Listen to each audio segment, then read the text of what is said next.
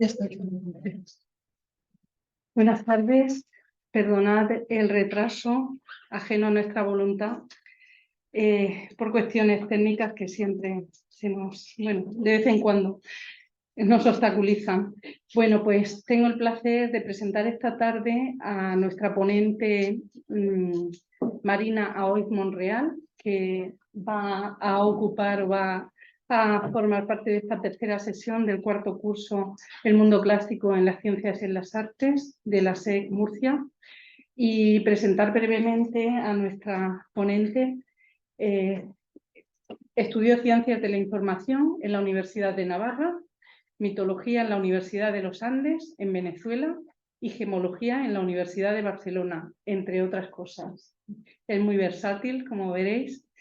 Ha publicado los poemarios La risa de Gea en 1986, Tierra secreta en el 91, Admisural en 1998, Fragmentos de obsidiana en 2001, El libro de las limosnas en 2003, Edelfus también en 2003, Hueso de los vientos en 2005, Don de la luz en 2006, Donde ahora estoy en pie frente a mi tiempo en 2007, Hojas rojas en 2009, bueno, y así una sucesión de poemarios hasta los tres últimos, Sarcófagos en 2019, Ódola en 2022 y muy recientemente, precisamente esta noche en el sur, en la Cafetería del Sur, lo presentará y hará un recital sobre pequeños enebros de dagas y flores escondidas. Como vicepresidente de la Fundación María del Villar Berruezo de Tafalla, ha desarrollado a lo largo de 30 años una variada e intensa actividad en la Comunidad Foral de Navarra. Esta tarde nos va a hablar del murmullo del mundo. Le dejo la palabra ya con este título tan sugerente y reitero mis disculpas a vosotros y a ella por haber tenido que esperar estos minutos, que seguro que nos va a compensar su ponencia. Muchas gracias, Marina. Rosario. Buenas tardes. Es un placer y un honor compartir con ustedes este encuentro y estoy muy agradecida a la profesora Rosario Guarino, también a la Universidad de Murcia por confiarme esta tarea. Y he titulado la charla El murmullo del mundo. Sí. Ustedes mejor que yo saben que la palabra murmullo procede del latín murmurium, ruido que se hace hablando, especialmente cuando no se percibe lo que se dice, ruido continuado, confuso, susurro, rumor, bisbiseo, cuchicheo, rum rum, sonsonete. Veremos a lo largo de esta charla si logramos que ese rum rum adquiera algún sentido. A principios de los años 80 habité en un claro del bosque de cínaros en los Andes venezolanos. Durante un tiempo asistí al seminario de mitología en la Facultad de Humanidades y Educación de la Universidad de los Andes, fundado por el maestro José Manuel Briceño Guerrero. Allí descubrí que la mitología, con su lenguaje simbólico, es una herramienta pergeñada por los seres humanos para hablar del plano instintivo. En una de sus obras, titulada Doulos Aucón, de la que más tarde hablaré, escribió: «Lo que debemos recordar no pertenece al pasado, está fuera del tiempo». Y ese ha sido el intento del lenguaje poético que he desarrollado desde entonces. La mitología en mi poesía ha ido misturando lo intuitivo, el asombro permanente, las lecturas, ese incesante murmullo del mundo. La profesora María Palleras Grau, estudiosa de mi obra, sostiene que la mía es una búsqueda expresiva que corre en paralelo con una esencial búsqueda epistemológica. La pasión lectora, dice, es, para mí, la pasión del conocimiento. Y en estas búsquedas, la palabra se aferra a la construcción de un mundo propio que, como el propio cosmos, se produce en permanente expansión. El estímulo intelectual más influyente para mí, según reconoce la profesora Palleras Grau de la Universidad de las Islas Baleares en el análisis que ha ejecutado de varias de mis obras fue en efecto José Manuel Briceño Guerrero, cuyo seminario sobre las metamorfosis de Ovidio frecuenté, como les he comentado. Aquello sucedió en la Universidad de los Andes en los años 80. Del maestro Briceño recibí lo que no había obtenido en mi época universitaria. Sin duda, él me abrió una ventana a un conocimiento intuido en el que el mundo clásico, la sabiduría de los pueblos indígenas o la mitología formaban esa urdimbre del polícromo tejido de la cultura. Permitan que les ofrezca referencias sobre el maestro José Manuel Briceño Guerrero.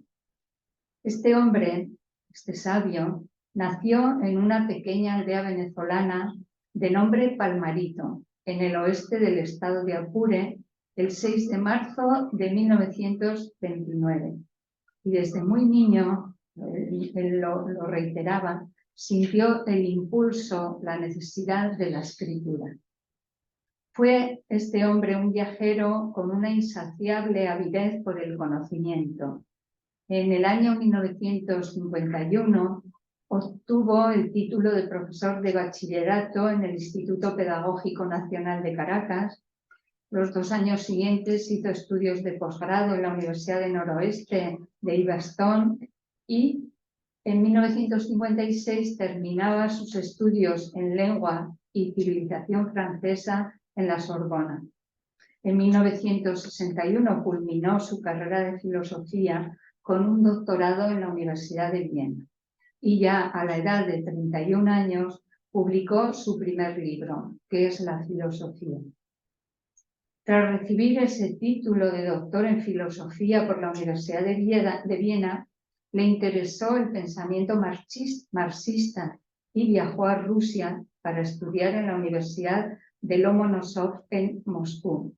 Más tarde se interesó por la teología de la liberación y vino a estudiar a Granada. De regreso a Venezuela fue cuando fundó este seminario de mitología clásica muy reconocido en todo el país, en toda Venezuela. Y a esa edad, cuando él fundó el seminario de mitología, ya dominaba griego, latín, hebreo, francés, inglés, alemán, ruso, italiano, portugués y tenía además conocimientos de chino, sánscrito, japonés y persa. Como comprenderán, para mí fue un descubrimiento entrar en contacto con una persona que tenía tanta capacidad de transmisión, ¿no? Entre los años 1968 y 69 fue maestro visitante de lengua y filosofía griegas en la Universidad Nacional Autónoma de México y también viajó a Washington para trabajar en la Biblioteca del Congreso como investigador de historia de las ideas en América. En el año 81, que es el año que yo llegué a Venezuela, se le otorgó el Premio Nacional de Ensayo y en el año 96 el Premio Nacional de Literatura. Como es interesante, o me parece interesante contar que en el año 2006 hizo una larga visita a China para estudiar cultura, literatura y filosofía de ese país, y de esa experiencia creo que fue el último libro que publicó. Nació un libro con un título un tanto extraño, ¿no? Para ti me cuento a China. Aunque tiene sentido, ¿no? Le escuché hace poco una entrevista, ¿no? en YouTube, y él contaba que, claro, toda esa experiencia que él adquirió en la China, lo que quería era transmitírsela a los demás, ¿no? Por eso le puso ese título, Para ti me cuento a China.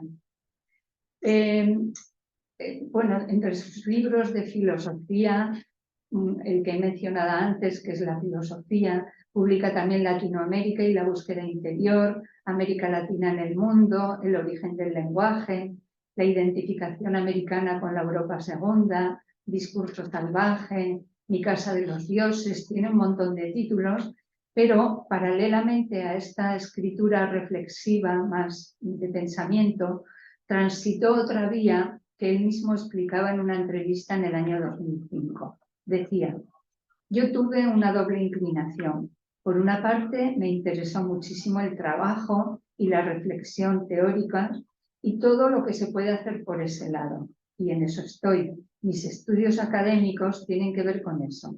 Pero al mismo tiempo sentí una necesidad de utilizar la palabra, el lenguaje, de manera artística para expresar mis convicciones, mis vivencias personales, mis sentimientos, de una manera en lo posible seductora, que lograra un tipo de educación más bien emocional con la gente. En realidad, explicaba Briceño, he cultivado la literatura como una forma de establecer nexos de cariño porque sentí gran admiración y amor por los grandes escritores y poetas que leí y me sentí endeudado con ellos y con la gente. Me pareció que yo debía también poner mi parte en esa cadena de escritores, de poetas que han escrito para los demás.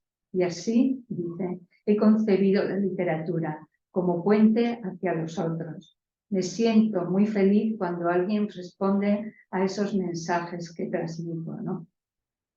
Para diferenciar claramente esas dos vertientes de su escritura, Briceño utilizó un seudónimo transparente en el que unió ciertas sílabas de sus nombres y apellidos. Se convirtió en Jonuel Brigué, más un heterónimo que un mero seudónimo.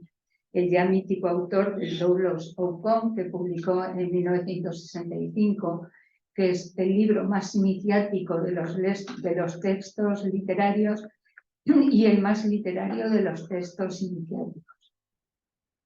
Según declaraba Briceño, lo que le llevó a escribir fue una revelación poética que resulta impredecible y a veces debe incubarse durante un largo tiempo. Este libro, Doulos Oukon, es la encarnación misma de ese concepto, pero también como Jonuel Brigué escribió libros con estos títulos: Triandáfila, Hola Dios, El pequeño arquitecto del universo, Anfisbena, culebra ciega, Esa llanura temblorosa, El tesaracto y la tetracti, el que he comentado antes, Para ti me cuento a China, entre otros títulos también. También se ha aproximado algo a la autobiografía más o menos directa con un libro que se titula Amor y terror de las palabras, y otra en forma de novela que se titula Los recuerdos, los sueños y la razón. José Gregorio Vázquez, profesor de la Universidad de los Andes, traza en internet este poético semblante sobre él. José Manuel Briceño Guerrero nació en Palmarito, estado Apure, en 1929. Palmarito, con su sola calle y su río infinito, mostrando el horizonte tembloroso que siempre le acompañó a lo largo de su vida, porque suyo fue el río, suya la sabana, suyo el sol incandescente de la llanura, suya la música que nacía del canto solidario de sus saetas. Allí empezó su recorrido y cabalgó por esta tierra que hizo suya desde siempre, no otra, no una más distante y con otras luces, sino esta, aparentemente apagada para algunos ojos, pero iluminada por el alma de muchos, que como él hizo parte de sí y la convirtió en su patria, en su casa, en su hogar, en el lugar más cercano de nuestro destino. En esa misma tierra, en algún momento, desde un ambiente inhóspito para nuestros ojos de ciudad, ya contaminados y engañados, alejados sin duda del verso puro, apareció desde un más allá de no se sabe dónde, desde un mito, desde un cielo lleno de misterios, un libro mágico en el universo mítico de los llanos venezolanos. Ese libro, también suyo, cantó la afrenta y el destino sombrío de un tiempo, pero lo hizo desde otro lugar, uno singular, el de la infancia. Es desde ese tiempo de donde viene la fortaleza para la vida, la savia para la vida. De ese allá, de un día de marzo azotado por la tarde, un niño comenzó a jugar con el tiempo y en él comenzó a dibujar su mundo, un mundo de palabras que ayudaron a sostener la infancia en medio de la noche y de la oscuridad, de más allá, de no sé dónde, llegó el canto de la cerrazón, haciendo armonía con el naranjo, el mango, el guayabo, todo un infinito que servía para encontrarnos con esta tierra y mostrarnos su aliento, su herencia, su fortaleza, su ofrenda de cada día. Briceño, el maestro Briceño, falleció el 31 de octubre de 2014. De los medios que dieron noticia de su muerte, seleccioné unos breves párrafos. En el libro Doulo Soucon, que he mencionado ya varias veces, escribe: los seres humanos han sido puestos sobre la Tierra para que recobren la memoria, ya que viven en un planeta para amnésicos. En otro de sus libros, titulado Hola Dios, escribe: para entenderlo, hay que tener en cuenta que todos los seres humanos nos mudamos de la vida a la palabra. Es la palabra la que nos ilumina y nos hace ver aquello que está escondido. Espero haber despertado de alguna manera en ustedes el interés por acercarse a la obra de este pensador venezolano que me nombró lectora en el seminario sobre las metamorfosis y resultó una de las tareas más gratas ejercidas en estos universos del aprendizaje y la comunicación. Al encuentro de Mérida acudía vestida de blanco. Es anecdótico, disculpad la frivolidad, pero me gusta recordarlo. Allí conecté con una mujer lúcida y hermosa, María Amparo Pastor y Cos, nacida en Cuenca, en Villanueva de la Jara. Estudió Filosofía y Letras en las universidades de Murcia y París, por eso la nombro. Y cuando nos conocimos, ejercía la docencia en la Escuela de Letras de la Universidad de los Andes. En el año 1991 publicó el Diccionario de Metamorfosis, y de ese libro, en el que ilustré la imagen de cubierta, Honoel Briguet escribió: esta especie de original e insólito diccionario, guía de los perplejos en mitología, puede considerarse también como una introducción a la extensa e intensa obra poética, narrativa y científica de Amparo Pastor y Cos, toda llena de gracia. Gracias a nuestra sororidad, conocí la obra de Miguel Espinosa y adquirí cierta confianza, cierta muy pequeña, en mi propia escritura.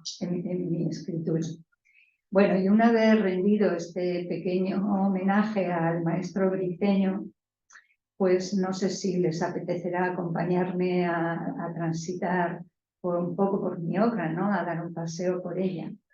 La risa de Gea fue mi primer libro.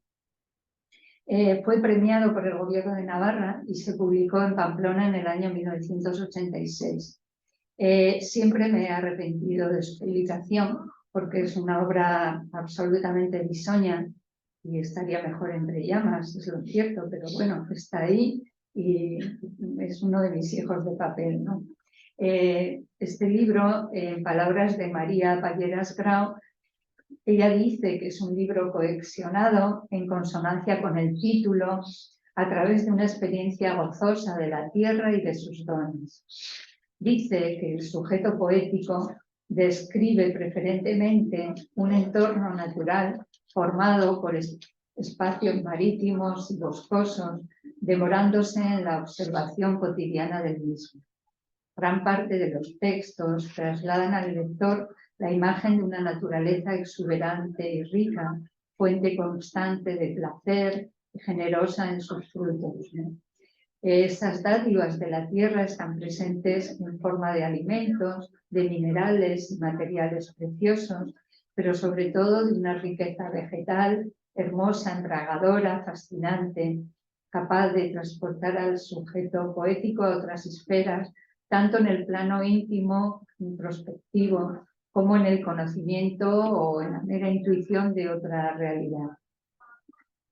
Dice María Palleras Grau: un aspecto especialmente relevante en la obra guarda relación con la utilización literaria de un vasto dominio mitológico. Ojalá fuera así, ¿no? Yo antes he comentado con Charo que siento que apenas he rozado un poco intuitivamente algo que tenga que ver con la mitología, que desde luego no domino para nada, ¿no? Ella añade que de una forma absolutamente ecléctica impregna el imaginario, ¿no? Y, por supuesto, las enseñanzas de Briceño en torno a las metamorfosis de Ovidio están en el origen de esta pasión. Ella dice que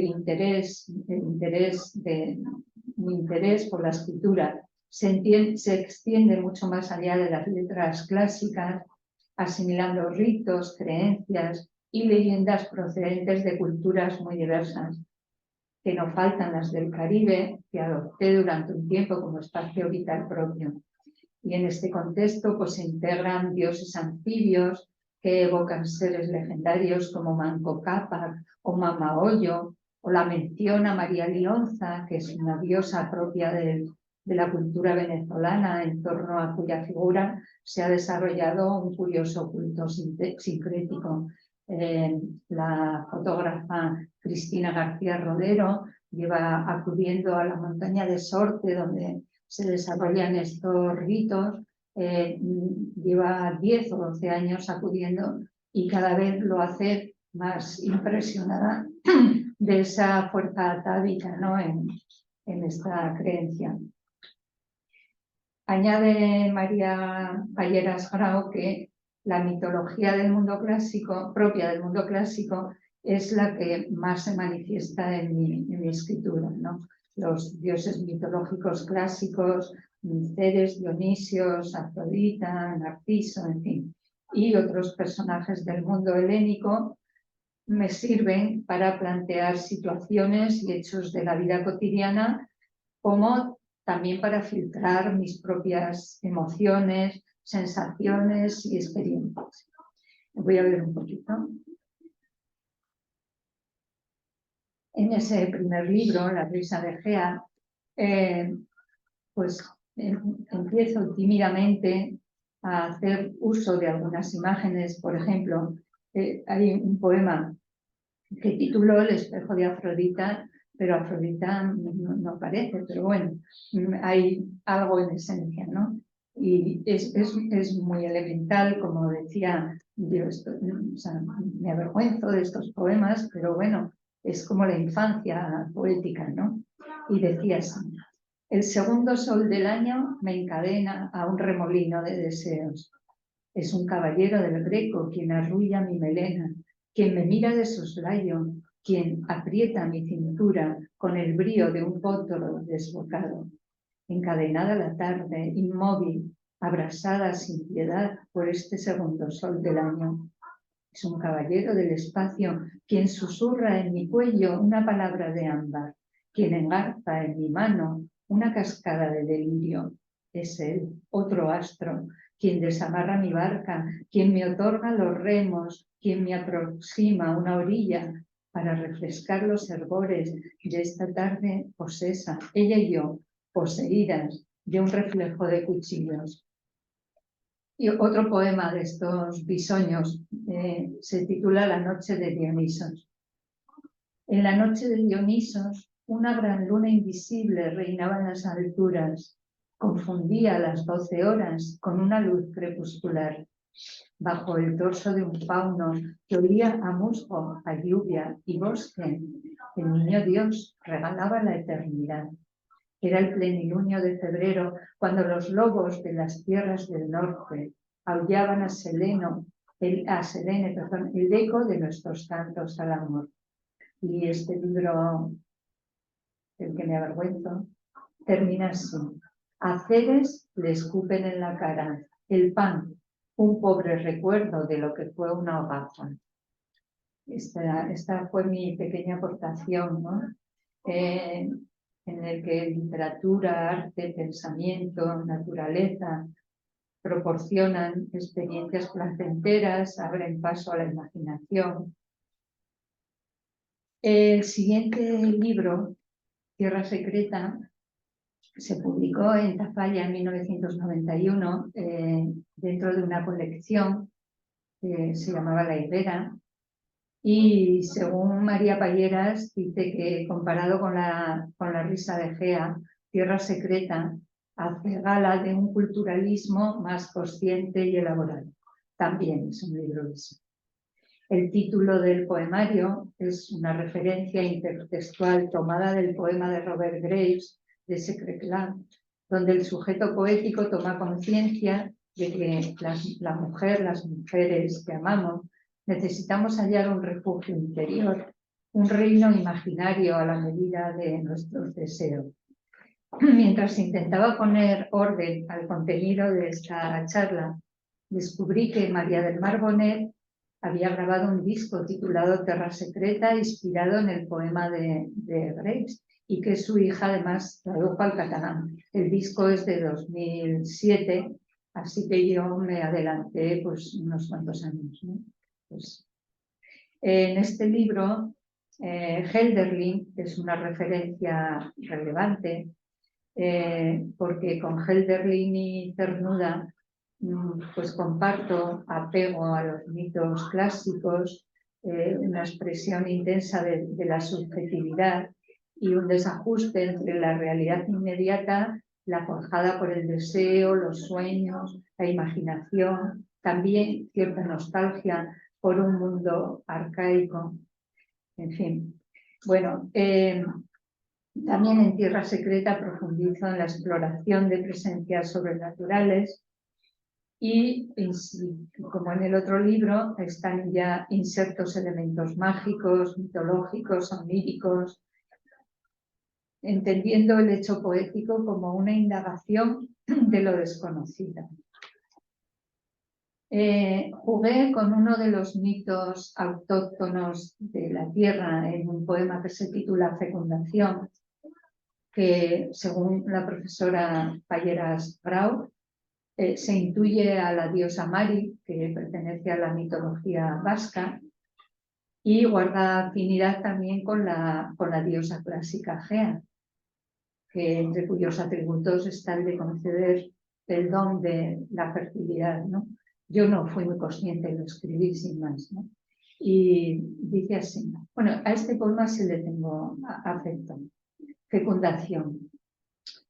La dama silente ejercía un leve balanceo entre las calas y las hiedras abrazadas a los álamos. Era la priora de la nueva estación. Debía leccionar a las jóvenes doncellas respecto a antiguos oficios ligados al mundo vegetal.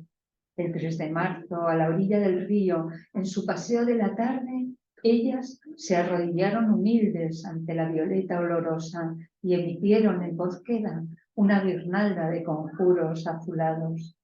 La liquidez del instante reveló la maternidad de una hija de Venus y añadió un secreto valioso sobre la fibra del cáñamo. La dama abrió su cuaderno de música y la luz refractada se tornó danza armoniosa sobre la orilla reseca del otro lado del río. La primera letra del alfabeto, apenas un jadeo, sugería nuevas fragancias, nuevas semillas, nuevas criaturas. Cayeron por las espaldas las túnicas de seda y los cuerpos de leche de malva se sumergieron junto a los sueños y las sombras en el río de aguas renovadas. Se hizo el silencio. Una de ellas quedó fecundada. Y continuando con esta tendencia que se va consolidando a lo largo de las obras, incorporo personajes del mundo grecolatino. Duerme Demeter. Sobre el seno de la diosa perfumada a romero, a niebla y frío, descansan diminutos brotes de hojas y flores anhelantes. Saben del nacer y del morir, del esperar y el renacer. Cuando el río despierta, tiemblan de gozo los verdes del ribazo. Duerme Demeter, la ausencia dolorosa de la hija. Nuestra tierra, también dolida, duerme sobre el seno de la hermosa. Y sobre Demeter y Perséfone he vuelto a escribir décadas después de aquel tímido poema. Voy a hacer una digresión temporal. Me llamo Perséfone. Me llamo Perséfone, recojo flores en un prado. Atraída por un narciso tremendamente hermoso, me acerco a cortarlo. El suelo se abre ante mis piernas. De las profundidades de la tierra emerge el temible Hades y en su carro de oro tirado por negros caballos de ojos enrojecidos me arrebata. En el abismo me sumerge con absoluta rapidez. Mi madre me busca durante 9 días y 9 noches por toda la tierra y todos los mares, llorosa, inconsolable. La tierra se torna árida, improductiva, yerma, baldía. Cuando nos encontramos, Demeter devuelve la fertilidad al mundo. Celebramos con frutos y danzas la alegría del hallazgo. A morir sin temor a la muerte aprendemos juntas a atragantarnos con unos granos de granada y a escupirlos. Si regreso de nuevo a las entrañas de la tierra, me torno más sabia. Grito por mí y por ella. Grito por mí y por ella y por todas las mujeres sometidas al inframundo de la vida anestesiada. Me llamo Perséfone, recojo flores en un prado.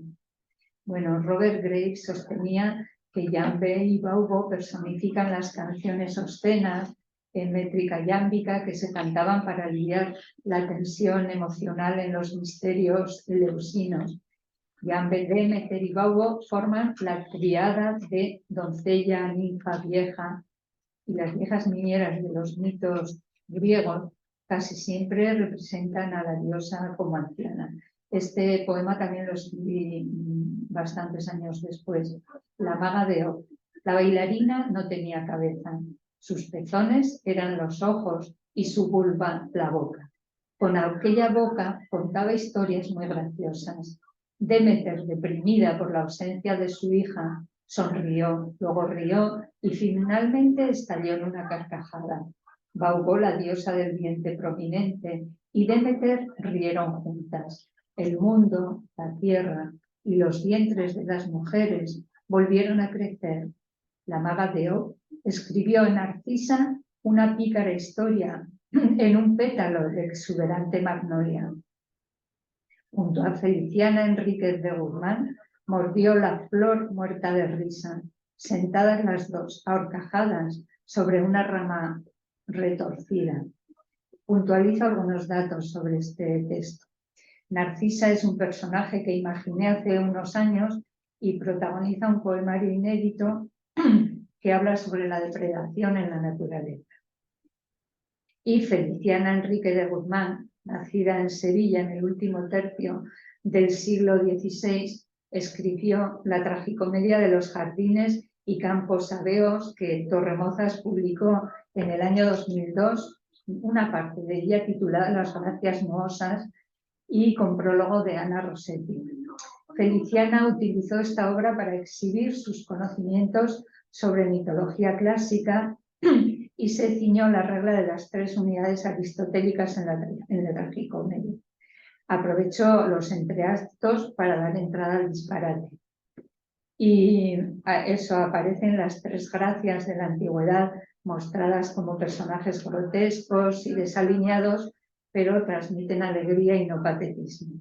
Y el ambiente que ella presenta es siempre festivo. Así que, ¿por qué no incluir en un poema a Demeter, a Baubo, a Feliciana y escuchar sus risas en este murmullo del mundo al que es tan difícil sustraerse? Bueno, sigamos. Este poemario, Tierra Secreta, al que estaba leyendo, pues se cierra con un poema muy amplio, muy extenso, que se titula Los mitos y la Baldor.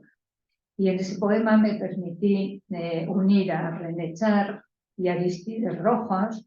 Aparecen hermanados en una representación mágica y epifánica de la naturaleza como un espacio secreto, fascinante, habitado también por seres invisibles. He elegido unos versos nada más y el poema viene precedido de un epígrafe de René Char. No permitamos que nos quiten la parte de naturaleza que encerramos. No perdamos ni uno de sus estambres, no cedamos ni una de sus piedrecillas de agua. De sus 147 versos extraigo estos.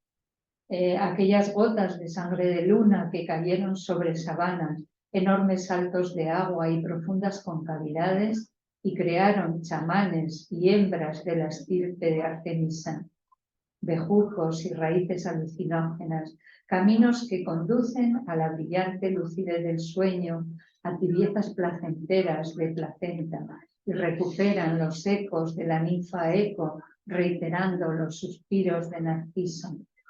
Sátiros de pies festivos, coronados de flor de almendra, extraen el jugo de los berros y ofrecen un presente aromático a la bella Afrodita. Han robado los dardos de Eros y se apostan tras las encinas, borrachos de vino, a esperar el paso de inocentes criaturas. Poseen en sus zurrones la malla invulnerable de Festo.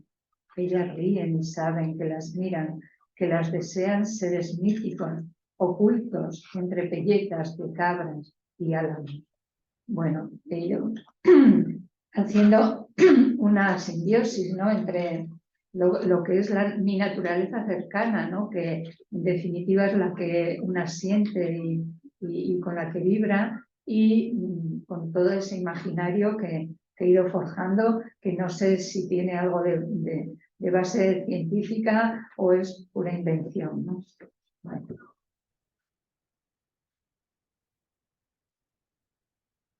En el año 98, editado por la Fundación María de Villar Berruezo, apareció Admisural, que es un libro con el que cerré la trilogía de la Tierra. El título recoge precisamente el nombre alquímico de la Tierra, según la denominó Paracelso, que era un personaje afín a mis intereses. En aquellos años estudiaba gemología y la referencia a la alquimia se asocia con el trabajo de los metales propio de la orfebrería, oficio que también desarrollaba en aquella época. De este libro he elegido un poema que es muy revelador y simbólico de ese periodo de aprendizaje en los Andes venezolanos, en los años 80. Para mí fue una época muy importante, tanto en el mundo intelectual como espiritual, como de la vida misma, ¿no? Porque, entre otras cosas, aprendí a prescindir o a no darle tanto valor a las cuestiones materiales y a enfocar la atención en otras cosas, ¿no? Este poema lo titulé Cualquier cáliz es morada, y me gustó escribirlo desde un yo masculino. Y dice así: en la ciudad de los caballos perseguí la sombra de una mujer de rostro enmascarado. Yo era el porteador de amatistas. Recordé la montaña desgarrada y los trigales arañando las laderas. La visión me pertenecía desde que el cuenco vacío de mis manos recibiera sutiles queje de vida. Algo encarnaba en el paisaje de un día más o menos azulado. La luz anhelaba la noche reposada para engendrar fugaces estrellas lejanas y susurrar arroyos de palabras inventadas mientras aquella mujer se alejaban, se alejaban, se alejaban. El rescoldo de la alquimia de los viejos se apagaba suavemente. Líquidos, oro, plata y cobre recorrían sin pausa los ejidos. Toda ferocidad se diluía. Las acacias bailaban su danza florida. Plutón abrasaba el aleteo de una presuntuosa águila de acero. Rumor que cesa un leve instante. Callan el ruiseñor, el mirlo y la cascada. Fusión en un crepúsculo naranja, rojo de la sangre, amarillo de los pólenes fragantes. Una iridiscencia de ópalo atraviesa la memoria de los hombres. Soy el porteador de la mirra y el ámbar. Señero, taciturno, estoy cansado del día y de la vanidad de mi karma. Cuando al fin alcancé a descubrir el rostro de la dama, comprendí la soledad de su alma, de mi alma. No hubo silencio, no acechaba ninguna opaca niebla. Brotó el amor entre el jazmín y la madreselva. como niños, con aquel olor a pan y a higuera, olvidamos el miedo y la miseria, lejos de la ciudad. Cualquier cáliz es morada. A nuestras espaldas, la vida redimía a todos los seres desvalidos de la tierra, llovía dulcemente agua, pura agua. Los personajes mitológicos, apuntó María Palleras, pueden llegar a recibir en este libro admisural un tratamiento desenfadado, como en un poema que se titula El sol en los charcos, donde conviven unas pléyades que se miran en el espejo con una grulla que se despioja en el baño, o en el vigilante de la brisa, el personaje central del poema recita los cantos de su abuelo Homero mientras sueña con ninfas de cintura fina y observa los juegos de lascivas sirenas. Otro de mis libros, titulado Fragmentos de Obsidiana, publicado también en la Fundación María del Villarrezo de Tafalla en el año 2001, incluye un poema titulado Penélope y su mudanza. Es un poema que se ha reproducido por internet con mucha frecuencia y también se ha incluido en varias antologías que tratan sobre mitología o sobre personajes de la Odisea. En fin, el poema tiene dos partes y dice así. La primera. Ay, Ulises, cómo duelen los silencios del agua.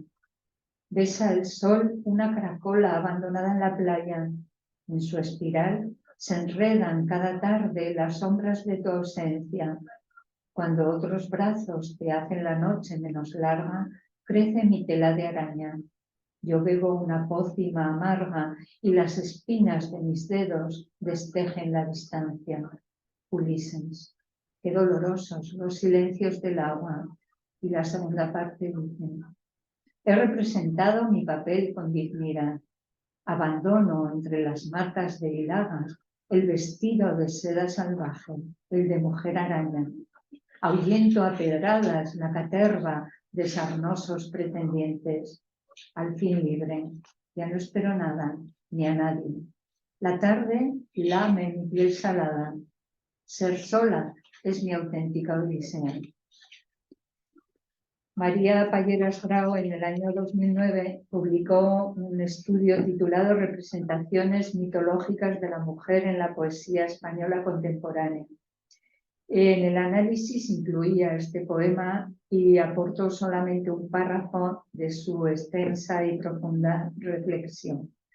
Dice: la casta Penélope y la seductora mujer araña, aún encarnando arquetipos opuestos, se funden en el poema en un rasgo común, el de vivir atrapadas en la misma tela que tecen, el de no poder liberarse de un ropaje que constriñe y oculta sus identidades reales. Por eso, la transformación de la mujer consiste en liberarse de esos disfraces. Y en el segundo tramo del poema, como habéis escuchado, el tono elegíaco desaparece, dando lugar a una mujer que se reconstruye a sí misma y expresa con firmeza la decisión de tomar las riendas de su propia existencia y hacer frente a la mayor aventura, tejer la urdimbre de su propia vida. Hay unas muchachas de un instituto, de un colegio en la periferia de Vigo, que hacen también un análisis de este poema y a mí me enterneció, ¿no? Porque ellas dicen: el personaje de Penélope, construido por voces masculinas de la antigüedad, ha ido evolucionando hasta llegar a la Penélope contemporánea, ¿no? En los versos de Marina Hoy dicen: hay una reelaboración del mito que rompe con la visión literaria legitimada por la tradición. Un yo poético femenino, semejante a Penélope, que en principio se lamenta de la ausencia, decide finalmente liberarse de la espera. La pasividad que caracteriza la figura de Penélope en múltiples elaboraciones literarias, recluida en los aposentos de palacio, silenciosa, llorosa, fiel a su esposo ausente y sumisa ante su hijo Telémaco, da paso a esta Penélope una nueva representación de lo femenino que la aleja de la posición desigual a la que el discurso hegemónico asignado socialmente la había vinculado. Ulises ya no ocupa el centro, el protagonismo ha pasado a Penélope, el mito se ha actualizado, el protagonismo se ha desplazado y en el enfoque el yo poético femenino cobra prioridad en un deseo de reafirmación como persona que quiere ser la dueña de su propia experiencia vital, ¿no? Un poema, en definitiva, dicen las estudiantes, en el que el yo mujer busca nuevos criterios de identidad basados en la independencia y la libertad. Otro de mis libros se titula El libro de las limosnas, se publicó en Salamanca en el 2003 y no voy a decir nada de él, solamente voy a leer unos poemas breves. Encina. ¿Qué don ese sentido de la orientación? Empuja a llamar a las puertas equivocadas y elegir el camino propicio hacia el reino del olvido. Una montaña de sillares profanados, catedral de la barbarie en el fuego de la tarde. No pienso navegar en esa estultífera navis. Viajo en una hoja de escarola.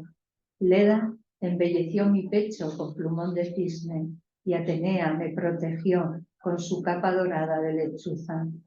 Pacto con la encina centenaria, la limosna del destierro. Frío.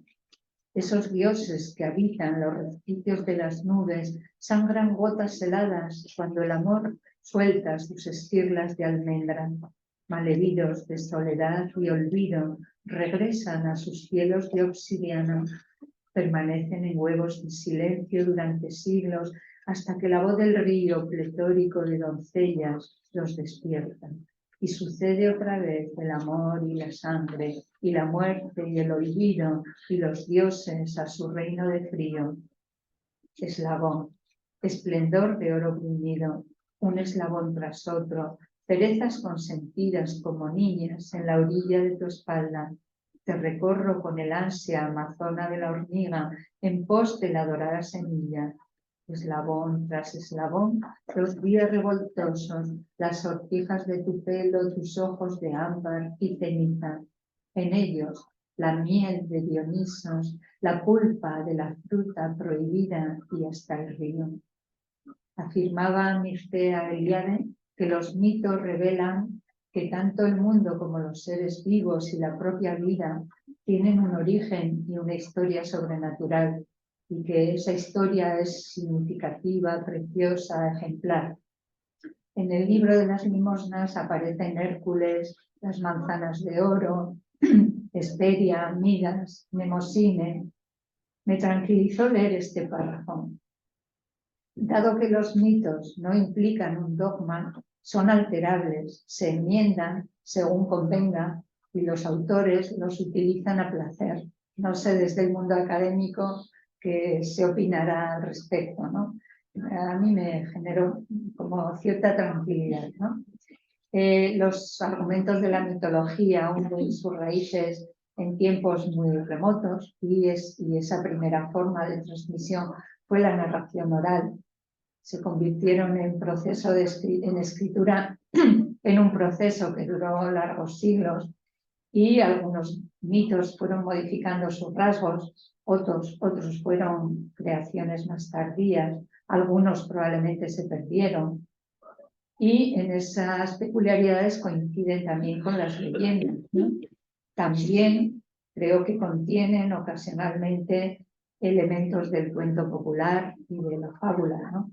Yo debo confesar que de niña los cuentos fantásticos de Hoffmann, de los hermanos Grimm, de las 1001 noches, unos tomazos, bueno, ya no son tan tomazos, pero de niña me lo parecían, editados en los años 60 en la editorial Labor, me acompañaron durante muchísimas horas.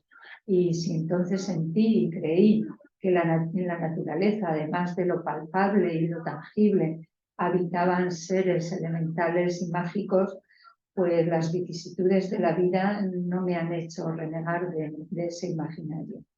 También en los cuentos el tiempo es especial, ucrónico, como en los mitos. y también en él coexisten lo antiguo, lo moderno, los seres humanos, otros de índole fantástica. Alberto Bernabé señala que es frecuente el trasvase de temas entre mitos y cuentos, aunque respondan a realidades diferentes, y que basta con trivializar un mito para que el resultado tenga la apariencia de un cuento, ¿no? La temática de los cuentos populares suele mantenerse alejada de la esfera de lo divino, pero no es excluyente en cuanto a la presencia de seres sobrenaturales y condensa la acción en forma de breve narración, ¿no? En definitiva, son materia para disfrutar, para soñar, para entender mejor el mundo, para comprendernos mejor también a nosotras y a nosotros mismos. Y por eso están ahí, y por eso son tan atractivos y enseñan tanto, ¿no? Me encantó leer este texto de Irene Vallejo. A finales del siglo XIX, el escritor y filólogo Samuel Butler lanzó una hipótesis sin precedentes. ¿Y si el autor de la Odisea hubiera sido una mujer joven? No fue la ocurrencia de una intelectual feminista, sino de un victoriano iconoclasta, bromista, volteriano y disputador del arte, del paisaje, del deseo textual, que publicó en 1897 un libro defendiendo esa escandalosa tesis. La primera sospecha le asaltó al traducir el episodio de Circe, la hechicera. Aunque vive sola en una casa aislada en la espesura, Circe no tiene los rasgos de la inmemorial bruja del bosque. Es una figura fascinante y fuerte, amante del héroe durante un tiempo. Cuando Odiseo decide partir, ella lo deja marchar sin despecho. No permanezcas en mi palacio contra tu voluntad. Es más, lo ayuda con sus consejos y revelaciones, salvándole la vida. Al zarpar su barco, le envía un viento favorable que hincha sus velas. Nacía así un arquetipo femenino que unía de forma insólita sabiduría, erotismo, poder e independencia. En un libro que publiqué en el 2006, que se titula Don de la Luz, escribí la mayoría de estos textos embarazada de mi hija Eider Suria Lucía, que es la tercera de mis retoños en llegar a este planeta. Parte de esos poemas recibieron en el año 99 el primer premio en el 15º Certamen Nacional de Poesía Ciudad de Tudela. Y en ese librito incluí, son poemas muy breves, incluí este poema, La pequeña. Me deslumbras, pequeña Circe, el silencio y un acuático movimiento, tus emblemas. De ignotas regiones llegas, tú me amas y me alegras. Yo te albergo. Mi anhelo, sin duda, era gestar a una mujer libre y creo que se ha cumplido con creces. Bueno, otro de mis libros se titula El pupitre asirio. Fue Premio Internacional de Poesía José Verón Gormaz en Calatayud y os voy a leer algún poema sin hablar más del libro, ¿no? Y a pesar de estar moribundo, Hércules duerme en mi misma cama. Está medio muerto, pero todavía mordisquea mis pezones. Sé que sueña con domésticas perversiones y se queja de que virtuales amantes alienten mis sueños. Cuando lloro frente al televisor, vuelve su rostro porque odia las lágrimas. A veces es tan rudo como un soldado y yo me recojo sobre mí misma. En silencio, entro en la descascarillada carcasa de la muñeca rusa. Gambaré, escucho dentro. Gambaré, respondo con esa expresión que aprendí en Hiroshima. No, no son buenos tiempos para las lágrimas, una pena. Menos valiente que una pulga. Salir del agujero resulta una odisea. Ulises, pobre topo de tornasolado pelaje, se arrastra por los pasillos húmedos de la tierra. Nunca encuentra la salida, y menos todavía un barco de velas rojas para surcar mares de palabras hirientes. Todos, todas esperan. Ellas, aburridas de la aguja y el hilo interminable, con burda pornografía, pasan ellos el invierno. Menos valiente que una pulga, Ulises sueña con una muerte semejante al olvido del agua. El que truena, el que da el rayo y el que brilla. Sé quiénes son y de dónde vienen. Tan grandes, entraron al centro comercial por la primera puerta. Oricemos, gritó una dependienta. Se generó el pánico, mientras los tres desgraciados, con un solo ojo por cíclope, se aferraban a las peores basuras de las rebajas. Abrontes, esteropes, sarges, artistas hace años, qué desamparados os veo. Hijos de tierra y cielo, otro tiempo fue aquel de metales nobles en el taller de Festo. Cuando llegaron ellos, vestidos de Adolfo Domínguez y con un ladrillo en cada mano, los cíclopes huyeron, vagan cubiertos de harapos, sé quiénes son y qué caminos han hollado. La casa del sabio es recogida. Claro que tú, Séneca, contemplas el mundo desde tu pedestal de patricio romano, de pura cepa. Bebo con una pajilla de tu brebaje, versión estoica de la vida, y por el intersticio de la tercera ventana veo un cielo grande como el de una noche de verano adolescente, tumbada sobre la tierra caldeada. Ávida de un sueño embellecido, mi casa tiene alas, y en el batir del alboroto un crotorar ingenuo o calencioso ulular reparte por los senderos. Mi casa de pájaros sin nido, mi casa de luceros abandonados. Imperio. Ni una palabra sobre la humana proeza de derrumbar de un soplo todo el vasto imperio de los aqueménidas. Ni una sola palabra, lo sabe Alejandro y basta. Ojeriza a las matronas. Mesalina lo envía 10 años desterrado a Córcega. Agripina lo odia. Popea también. Séneca se muestra más benévolo con las meretrices que con las señoras del gran mundo. Peluquería Flavia y túnicas fashion de salvaje seda no aprecian solo las 3 virginales gracias en una rueda que gira sobre sí misma, cerrando el círculo de la belleza, reciben el beneplácito del filósofo. Sus vestidos, sin ataduras ni ceñidores, transparentes como el aire limpio, revelan donosuras de quienes otorgan los beneficios. Una concede un don, otra lo recibe y otra lo devuelve. Las matronas los atesoran avariciosas sin permitir que gire la rueda de la fortuna. Mesalina destierra a Séneca, trama su fin Agripina, Popea traiciona. Los rostros de las gracias sonríen y las meretrices hacen creer a sus amantes que cada uno de ellos es el dueño de su corazón. Corrupción de los patricios, peinados artificiosos, mirada fría y calculadora. Tranquilos, hablamos del siglo IV a.C. Promesas. Cuídate de Agripina, hermana, con sus ojos de acero, taladran tus céntimos de inocencia. Huye de su canto de sirena dermoestética, crispante, su santuario es humo de culebra. He publicado también otros libros, uno titulado Edelfus, Hueso de los vientos, Códigos del instante, Islas invernales. En todos ellos hay más o menos referencias mitológicas.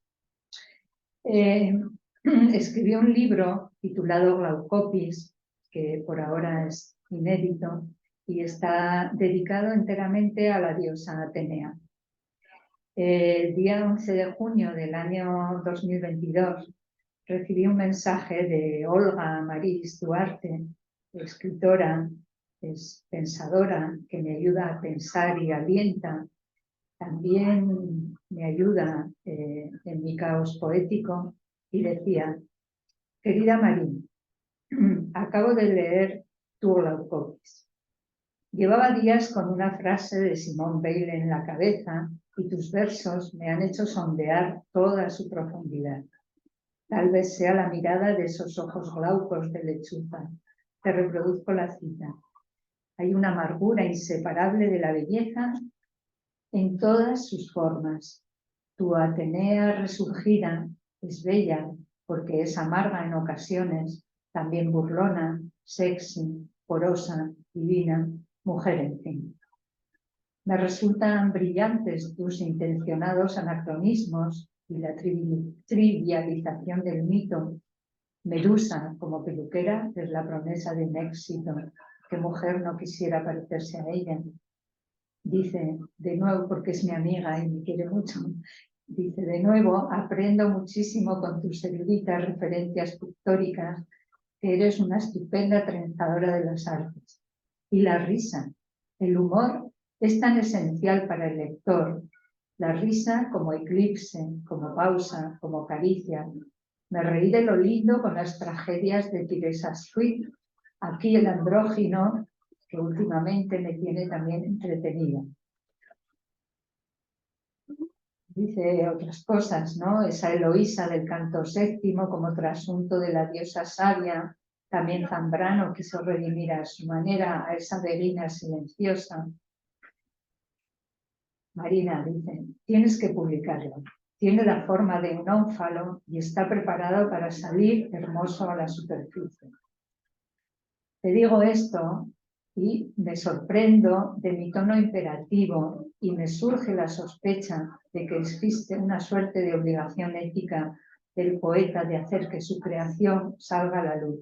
Ya sabes que decía María Zambrano que la obra de arte es una bomba que el artista tira en su afán irreprimible de comunicar lo desvelado. Como quien lanza una bomba, el escritor arroja fuera de sí, de su mundo, y por lo tanto de su ambiente controlable, el secreto aliado.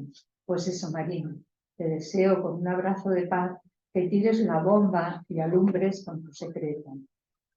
Es mucho más extensa, pero termina diciendo gracias de nuevo por confiarme tan delicados tejidos.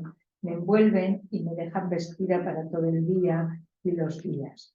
Voy a terminar con el último poema de Glaucopis, que es el número 33 del poemario inédito, y dice así: es cierto, habito largas temporadas en el exilio, a pesar de estar inmunizada.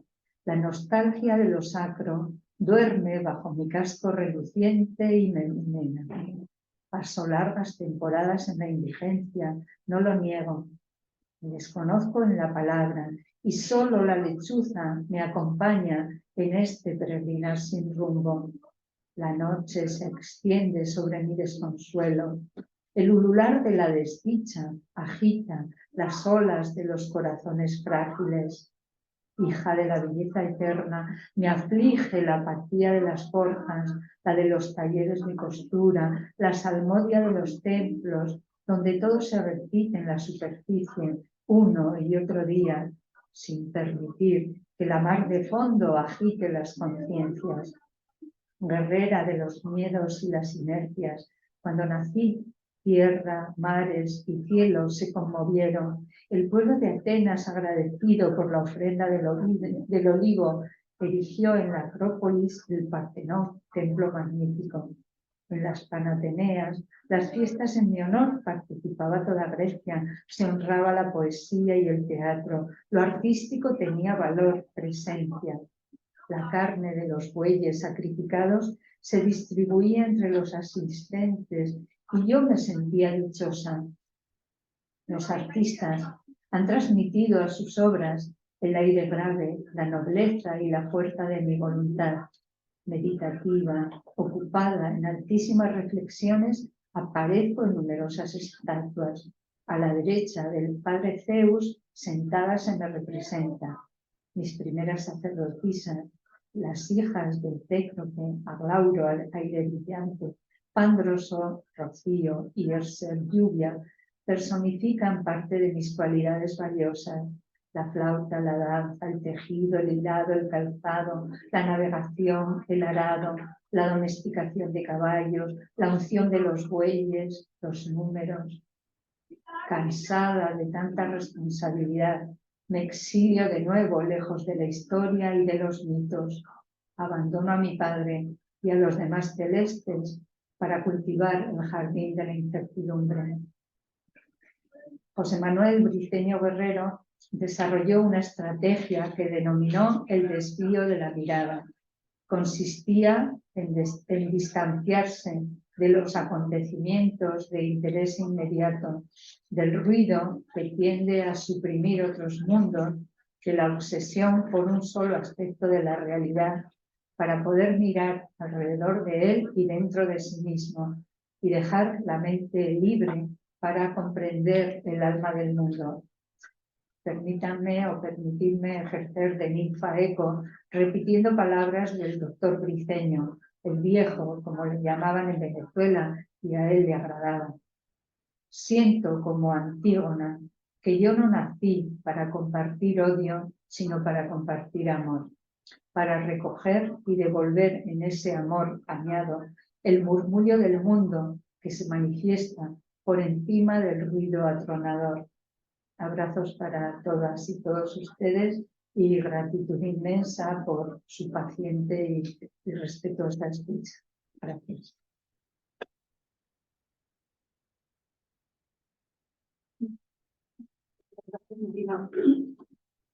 Tengo la voz regular.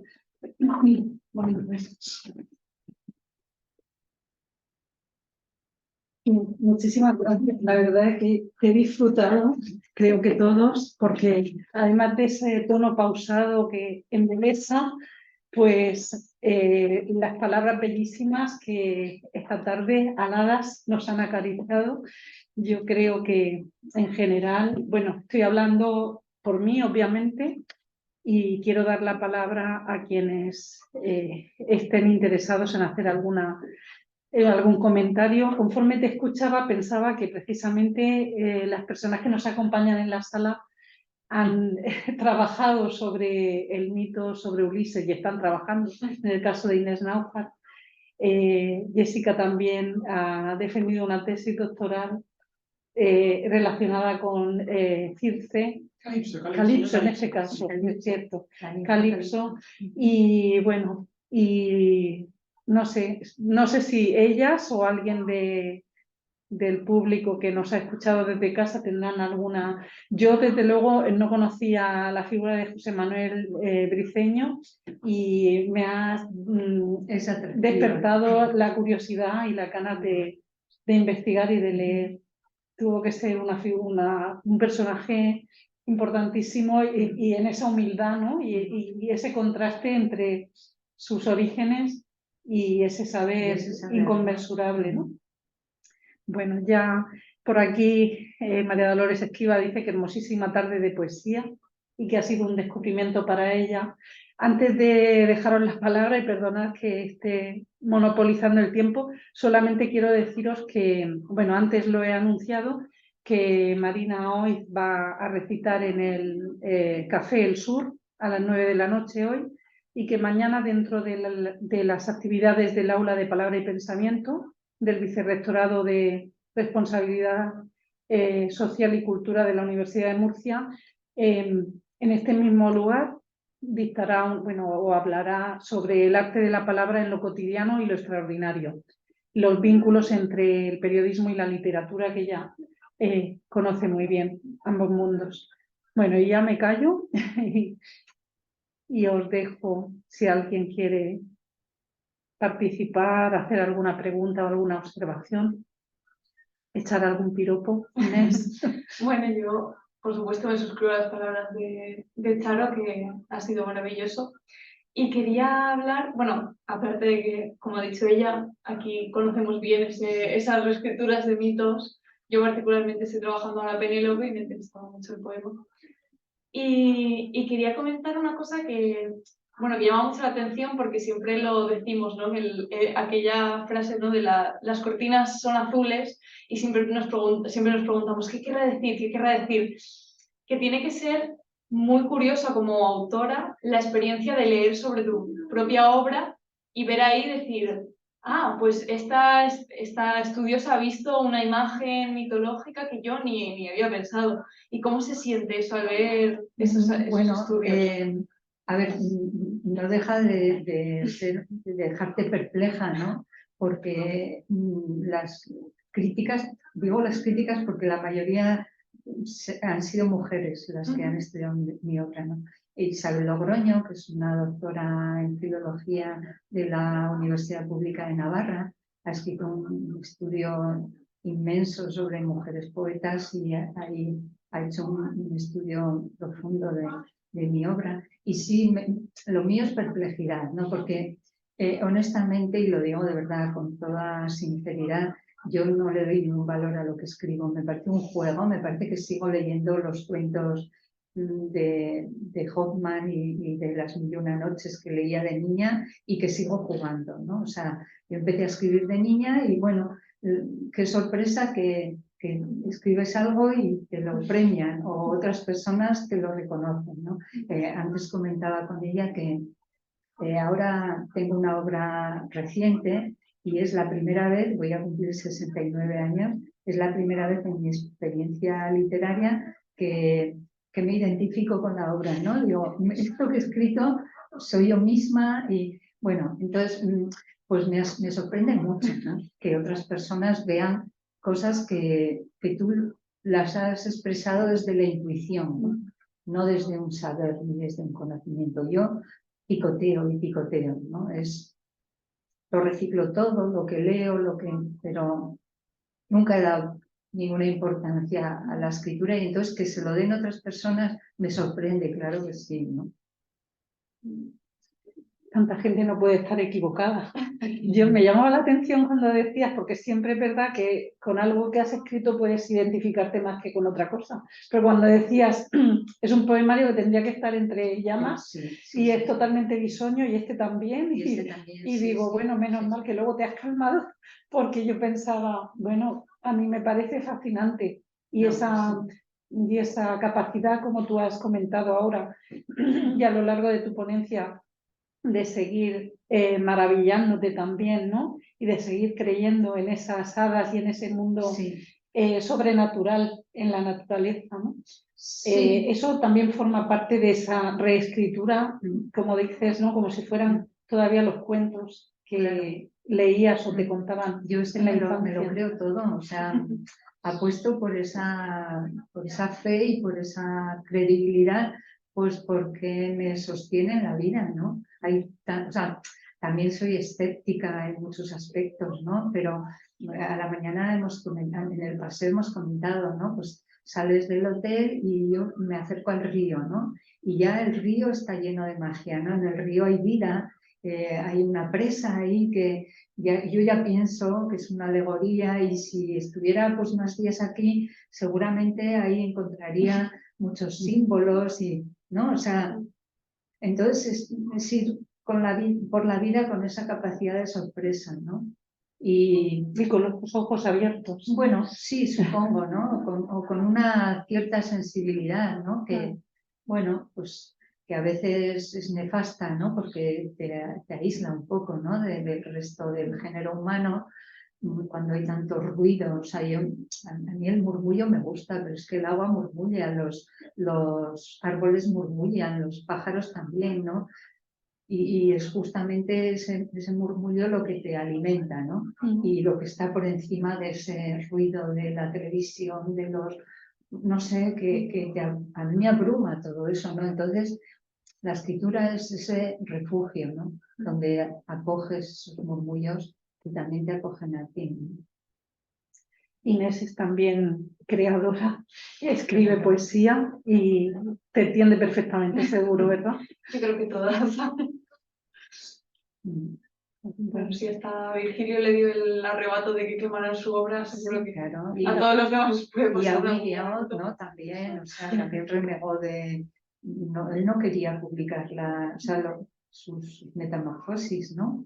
Me parece como bueno, no es el caso de Ovidio porque precisamente al final de su obra él se muestra muy orgulloso al de... final sí, pero tuvo sus crisis también, yo creo. Sí, ¿no? pero quiero decir que esa importancia que da la obra como medio de inmortalidad, ¿no?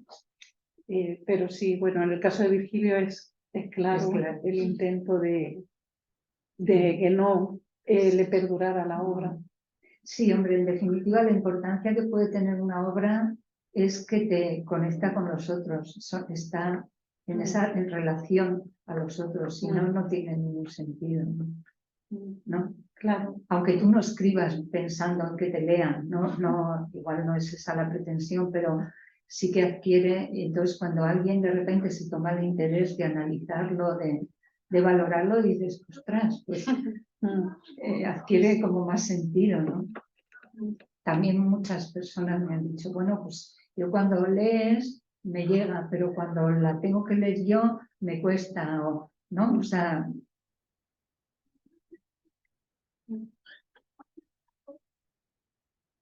bueno, por aquí no hay ninguna otra intervención. Pues reiterarte el agradecimiento. Seguiremos charlando de muchos temas que me han parecido muy sugerentes y muy interesantes, y seguro que mañana todavía, si alguien quiere, porque va a ser solamente presencial mañana la sesión, entonces estáis invitados todos. Mañana no, No, la de mañana de Marina. Sí, y bueno, ya también adelanto que el próximo jueves nuestro ponente Vladimir Rivero Sanz no vendrá, impartirá la charla online. El título de la misma, como sabéis, es La importancia de las plantas en el Imperio Romano, y también promete ser muy, muy sugerente. Pues os agradezco vuestra asistencia y os emplazo al próximo jueves. Muchas gracias. Muchas gracias.